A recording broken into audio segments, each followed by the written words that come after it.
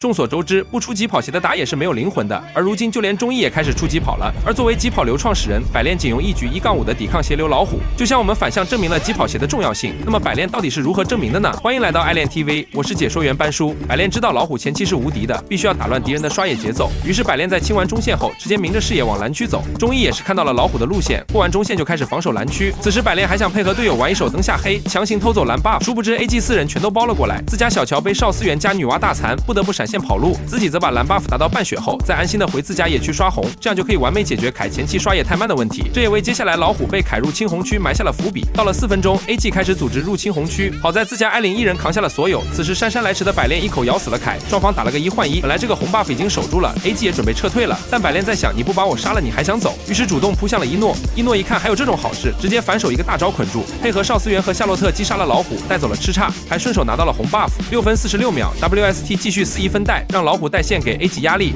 此时看到一诺回防上路，百炼选择绕后打 AG 一个人数差，只见3指1拉头昏眼花，居然没看见小地图上老夫子早就暴露了视野。当自家吃叉一闪进场踢3个，我本以为老虎包夹 AG 就炸了，但百炼切回自己视角，才发现又不小心走到了老夫子脸上，于是不出意外又被大招捆住后3人激活秒掉了。说实话，老虎要是有疾跑鞋，说不定就先一步到达战场，这波团战的时间线就要被改写了。此时 WST 其余4人明白这局靠老虎带节奏已经不现实了，于是8分钟这一波4人集体来到上路，想卡视野抓到一诺打开节奏，但一诺太坏了，居然见面就闪现加大招跑路，对面根本留不住。这波捕诺行动失败，但也是逼出了一诺大招，所以 WST 如果能及时撤退也不算亏。但是百炼从红区赶了过来，看老夫子不顺眼很久了，于是第一个冲进人堆肉身开团，吃叉见状立马跟上，结果2人刚贴脸就被女娲一套矩阵加诛灭给瞬秒了。所以5个人除了大禹传送，其他人全都回不去了。但班叔不得不佩服这5人的韧性，深知只有高机动性才能打 AG 一个措手不及。于是5人一起开奔狼抓单，但他们放着旁边落单的少司源不抓，非要当着凯和夏洛特的面抓女娲。自家大禹直接2闪接大招，自己也虎形态扑女娲，结果被女娲一个闪现轻松躲避，而自家后排被凯爹和老夫子拦截，反而死了2个。此时百炼来不及悲伤了，因为上路有一波兵线要清理，而且下路的兵线也上了高地，队友无暇顾及。我本以为百炼是准备回城防守一波，没想到他居然放手一搏，在回城结束的瞬间打断，虚晃队友一枪转而清理身边的野猪，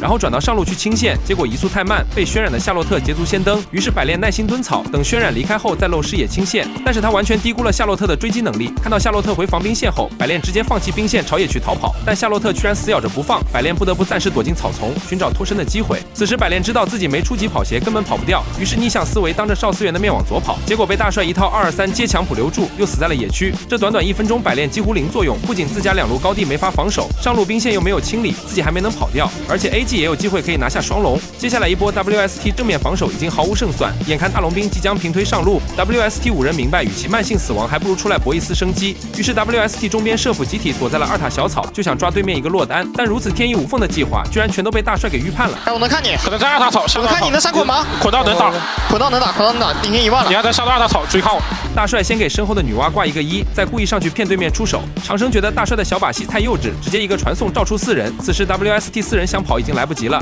女娲直接方块封路，成功把对面4人分隔开来，无法互相协防。紧接着大帅少司源22定身，然后兵甲接强补留人。而另一边一诺老夫子从高地绕后，先大闪捆住了大禹，然后头也不回的去追小乔，一路从南门口杀到了河边头。于是 WST 这波出征墙外，人类一败涂地，无一生还。此时 WST 只剩百炼1人已无力回天，眼看对面追杀过来，百炼全力奔向水晶，只为了保住 KDA， 但少司源直接附身女娲传送下来，立马闪现22定身。与此同时，女娲闪现方块击退，眼看自己离水晶只有1步之遥，百炼终于意识到，疾不靴的意义不仅仅是为了提升打野速率，更重要的是那300的血量，关键时候能当名刀用。